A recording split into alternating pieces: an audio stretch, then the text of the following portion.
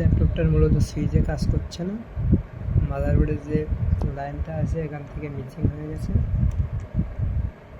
এই জন্য এটার কিবোর্ডের লাইনটা ছাড়িয়ে দিতে হবে এবং এই স্পিকারগুলো সব নষ্ট হয়ে গেছে।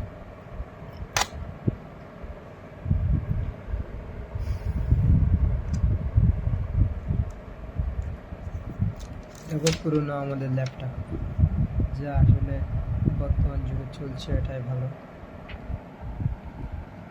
এখানে প্রসেসরের যে কুলিং ফ্যানটা আছে সেটা বন্ধ হয়ে গেছে হঠাৎ, তারপরে আমরা দেখি কিছুক্ষণ পরে এটা চলে কিনা, সেটা আমাদের দেখতে হবে। এখন এটি অন হয়ে গেছে। এখন আমাদের একটি মাউস